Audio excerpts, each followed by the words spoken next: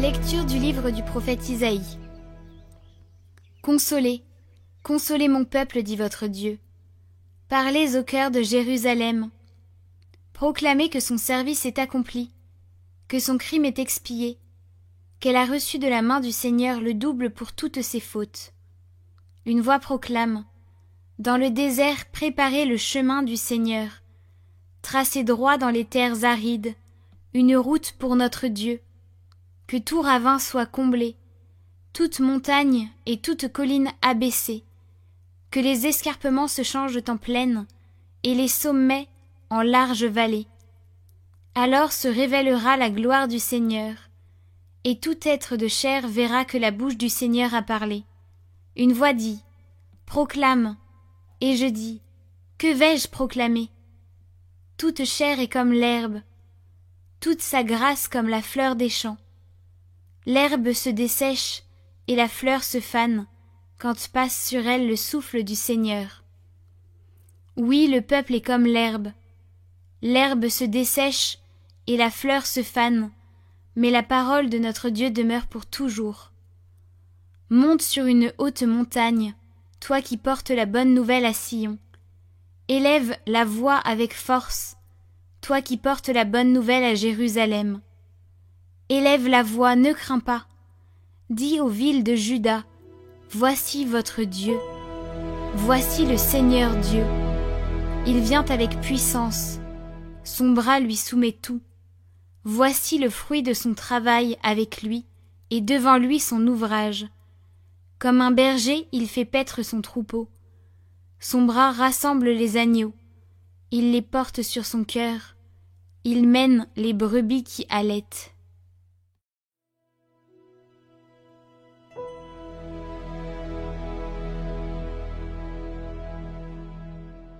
Voici le Seigneur Dieu, il vient avec puissance. Chantez au Seigneur un chant nouveau, chantez au Seigneur terre entière, chantez au Seigneur et bénissez son nom. Racontez à tous les peuples sa gloire, allez dire aux nations: le Seigneur est roi. Il gouverne les peuples avec droiture. Joie au ciel, exulte la terre, les masses de la mer mugissent. La campagne tout entière est en fête. Les arbres des forêts dansent de joie devant la face du Seigneur, car il vient pour juger la terre.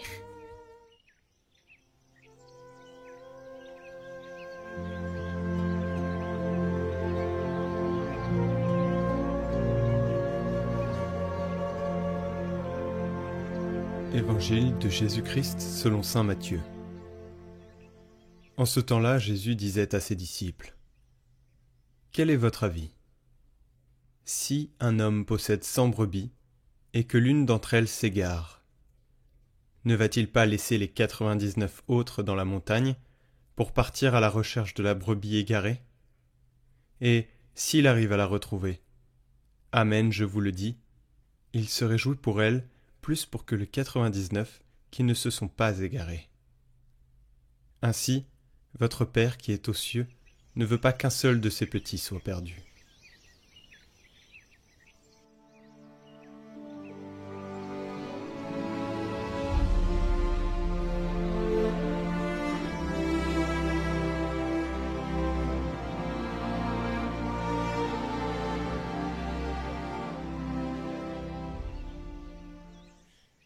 Dans la vision de Jésus, il n'y a pas de brebis définitivement perdues, mais seulement des brebis qui doivent être retrouvées. Nous devons bien comprendre cela. Pour Dieu, personne n'est définitivement perdu. Jamais. Jusqu'au dernier moment, Dieu nous cherche. Pensez au bon larron. C'est seulement dans la vision de Jésus que personne n'est définitivement perdu. La perspective est donc entièrement dynamique, ouverte, stimulante et créative. Elle nous pousse à partir à la recherche pour entreprendre un chemin de fraternité. Aucune distance ne peut garder le pasteur éloigné et aucun troupeau ne peut renoncer à un frère. Trouver celui qui s'est perdu est la joie du pasteur et de Dieu, mais c'est aussi la joie de tout le troupeau. Nous sommes tous des brebis retrouvées et rassemblées par la miséricorde du Seigneur. appelé à rassembler avec lui tout le troupeau.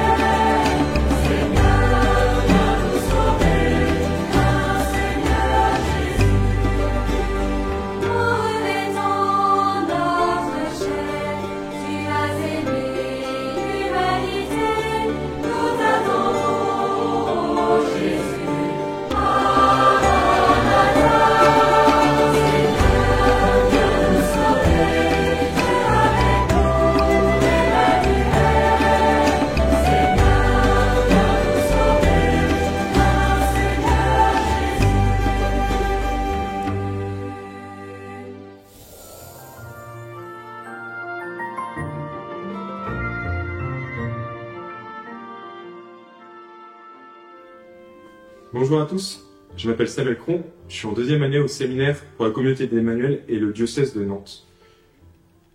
Aujourd'hui, dans ce parcours de l'Avent, je vais vous parler de comment j'ai appris à faire confiance au Seigneur au quotidien, de manière concrète par le service.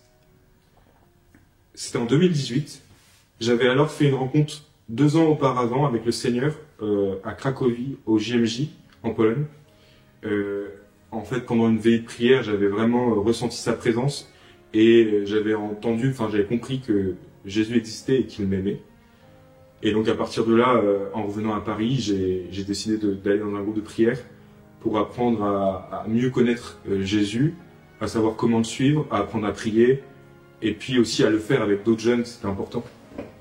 Et donc j'ai vécu 2 ans dans un groupe de prière, des choses vraiment belles. Et après donc 2 ans, c'était l'été. Et le responsable du groupe de prière m'appelle et me demande d'être responsable de l'équipe louange du groupe de prière. Alors, qu'est-ce que c'est dans l'équipe louange? C'est que dans ce groupe de prière-là, on avait un temps de louange à chaque fois. Et en fait, ça consistait à mener la prière et notamment d'exercer les charismes, c'est-à-dire recevoir un texte de la Bible ou une image ou une exhortation, donc de le recevoir, de discerner et potentiellement pour le donner à l'assemblée, donc à tous les jeunes qui sont rassemblés, pour faire vivre notre groupe de prière. Donc, comme vous pouvez le comprendre, c'est quand même quelque chose que, en tout cas à l'époque, je me suis dit, mais moi je suis pas capable de faire ça. J'avais déjà participé à des louanges, j'avais déjà été dans une équipe et exercé quelques charismes. mais être responsable, moi qui étais assez peu expérimenté, ça me paraissait hors de ce que j'étais capable de faire. Et en fait, ce que j'ai quand même fait, c'est que j'en ai parlé au Seigneur dans une prière, enfin je lui ai confié, je lui ai dit « Et toi, qu'est-ce que t'en penses ?» Et là, vraiment, c'est assez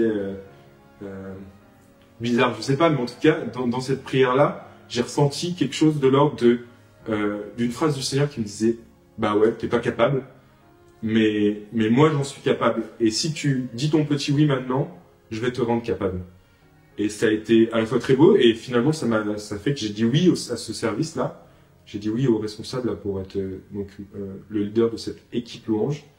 Et en fait, le Seigneur est vraiment venu passer par ça pour me faire vivre une année extraordinaire. Tout d'abord parce que moi-même, en avançant, alors j'ai dû travailler avec ma binôme, on était deux, à se former soi, pour être aussi capable de former les autres. Mais là, le Seigneur est vraiment venu moi-même me rejoindre et me faire progresser dans une confiance, à mieux comprendre au quotidien comment l'Esprit Saint me parlait, et en particulier dans ce temps de louange.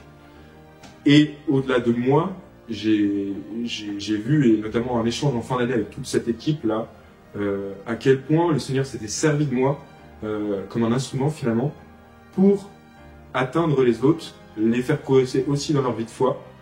Tous témoigner qu'à la fin d'année, ils étaient vraiment plus proches du Seigneur dans leur vie de prière.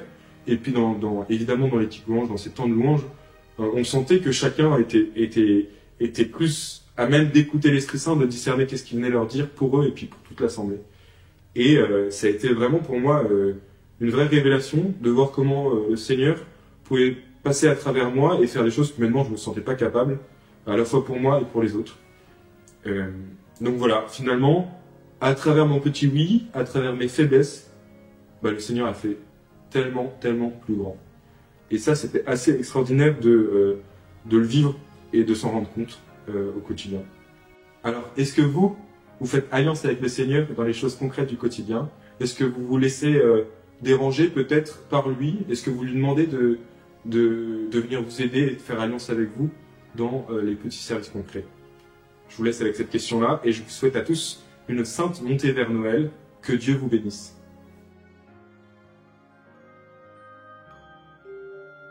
Chers amis, aujourd'hui nous fêtons la bienheureuse Vierge Marie de Lorette. Je vous invite à aller voir l'histoire dans le calendrier de l'Avent que l'on a fait il y a 2 ans. Je vous la mets en lien en haut à droite maintenant et en description.